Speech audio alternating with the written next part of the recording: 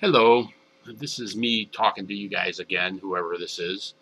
I wanted to speak with you about something I promised in earlier versions that I would speak about, and that is politics. The evil, evil world of politics, and not parlor tricks.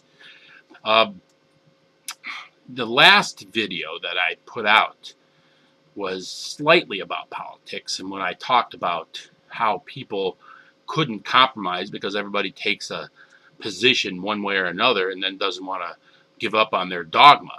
Well, today I just wanted to talk very briefly about how do people come to their dogma? How do people decide what position they're taking one way or another to begin with?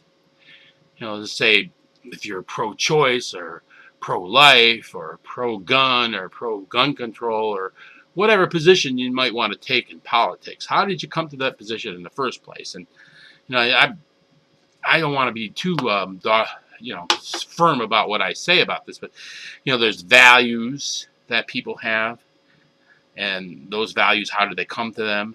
And there's perspective that people have. How does whatever policy that they're pushing affect them personally and where they're standing? And then there's personality, of course, which I think is maybe a little bit overblown in some people's opinion. The personality that person has might make them conservative or liberal emotionally. But and that's kind of an outline of what I'm saying. I want to go with the how you come up with your values a lot of times. Because I speak for myself. And I am, and I'm going to tell everybody, as if you don't know, pretty liberal in my values. I allow people a lot of space in what they feel should be their way of living their life. And I don't tell people that they should be married or unmarried or belong to whatever religion. I just let people live, and I hope live and let live. And I also feel the same way about types of people. There's a lot of people who don't like other races. White people don't like black people, and black people don't like white people, and they don't like the Hispanics crossing across the border. And Mexicans, they call them wetbacks and stuff. All that to me is a bunch of baloney. That I feel that people are people. No one race of people, no one nationality of person is more intelligent, harder working, or more moral than another. There's crummy people and there's good people spread pretty much across the board. That's my opinion. And if you can argue me if you want, but from my own personal experience in life, that's the way it's been. Now, I got my opinions personally. They started out from the time I was a little kid, and my grandmother, Frances Aiken, her name was, she sort of was the first person I know that talked to me about politics. And she was a union steward for the Eaton Axle Company back in the 50s and the early 60s. And she sat me down she used to talk to me about the early union movement. She was kind of Rosie the Riveter. During World War II, she operated a punch press that helped build military equipment. And she told me about days when management and the companies would treat the workers like they were dogs.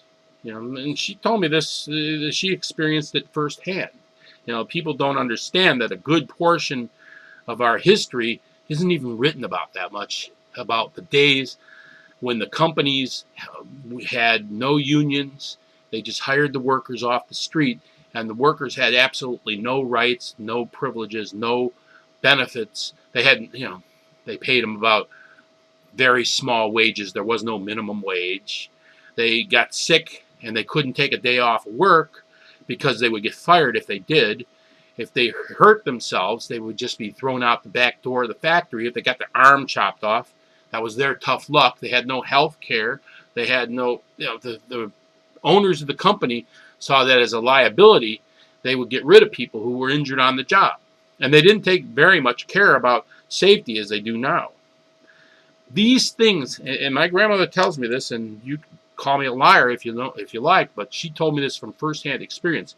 Every one of these safety regulations and health care, vacation time, sick pay, job security of any sort, minimum wage, every one of these things did not come from the management. If the management fought against every single one of these issues in a pitched battle in the street, they actually had a war in the street that people don't talk about today. And the unions got together and demanded these things, and they fought for them. And the Republican Party, she tells me, was always on the side of the management. They've never in history ever done a single thing for the working man, ever. That's what she told me. And since that time, which was about 1963 or 64 when she told me all this stuff, maybe it was 65, now I've been watching.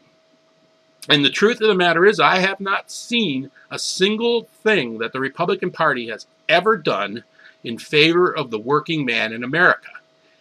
You could argue that all you want. Say, well, you know, if we didn't have the companies, the big companies and the bosses, then they wouldn't produce jobs. Since when do the union produce? Well, the truth of the matter is the union are the jobs. You know, what bothers me in today's world is that these companies who claim to be American are completely traitors to America. You know, General Electric, Boeing, whatever company you want to talk about. They all take money out of the United States and go to the lowest persons for pay.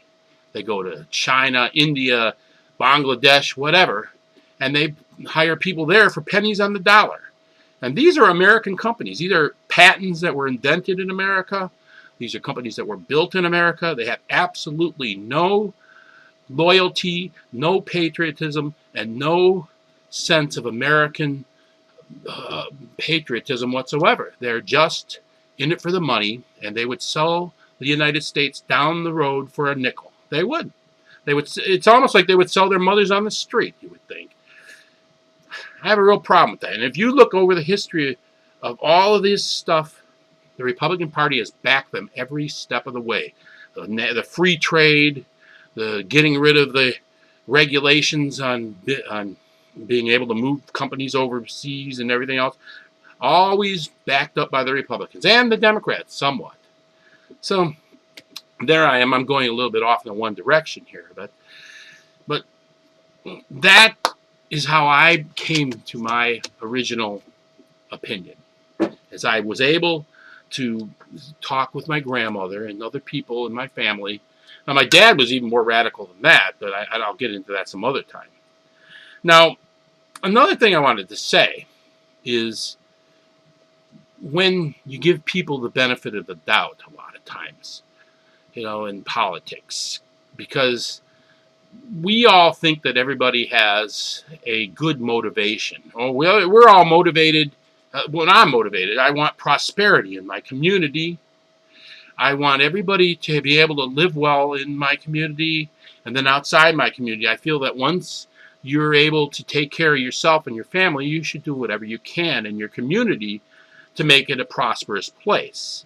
And then the world becomes prosperous as well in the long run. But first you think locally on your taking care of everybody around your area and being good to everybody that's in your geographic region. And then you think that everybody else thinks the same way. But that's wrong. There are some people who, you know, you give them the benefit of the doubt and you're going to be wrong. They are scoundrels in real life. There's a lot of people with different value systems than you have. You may, you know, I don't know if your value systems are the same as mine. I'm for peace, love, and understanding, for prosperity in the area. I'm for helping other people when you can. I'm for all this. And I believe that whatever you can do for the very least, then you should do it. And that comes even through the government. But a lot of people, you know, they're not like that. I'll give you a little story real quickly. This was a friend of mine. I don't want to give too many details. Somebody I knew worked on a magazine, and they were the graphic design and public relations people for this magazine. And they had done the magazine had done a series of promotions for documentaries. And one of the documentaries that they promoted was for the Ku Klux Klan. it was a documentary about them. It was so they put out this magazine, and on the front cover of the magazine, oddly enough, they had pictures of all these Ku Klux Klan members with their hoods pulled up and smiling and real big, and they put a caption underneath: "The Ku Klux Klan comes to something or another." And if you looked at it from without knowing what the magazine was about or anything, you might think that was almost in promotion of the Ku Klux Klan. Well, when this magazine came out and was about to be mass produced and put into the newsstands and so forth, there was a gigantic scandal that came up with all the black people in the neighborhood. It was hilarious. They all started protesting the offices of this magazine, and it was on the news and the newspaper and on the television news about how racist this appears. It almost looks like they're promoting the Ku Klux Klan. And I knew the people that were involved in producing this magazine and doing the cover even. A friend of mine and her friend had done that. And she said, "Oh no, we're going to lose our jobs." And they asked me to do them a favor. "Would you write a letter to the editor telling them that this is all a misunderstanding, that this is just about a certain article that we have about the Ku Klux Klan. It's not in promotion of it." So I wrote this nice letter to the editor saying this was a mistake. These people were just promoting this documentary about the Ku Klux Klan. It's not in favor of the Ku Klux Klan. It's about promoting the documentary about the Ku Klux Klan, which is not in favor of the Ku Klux Klan either. Well, it was actually printed in the newspaper with my name on it, that I came out saying this was all a big mistake. And pretty quickly, not just because of my letter, but the scandal blew over. Everybody, they ameliorated it. They actually tore all the covers off the magazines and put new covers on. But so I thought, well, they all gave me a nice pat on the back saying, good job on that letter. Well, I learned 6 months later that the girl who was in charge of putting that magazine cover on there was actually, her family were a bunch of Ku Klux Klan members. So I was assuming that can't possibly be the case. They can't possibly be saying good things about the Ku Klux Klan. And here it was that they were. So my point, I guess I'm making here, is don't always assume that everybody has the same good values that you do. There are some people out there in the world with very evil motivations. So that's what I say.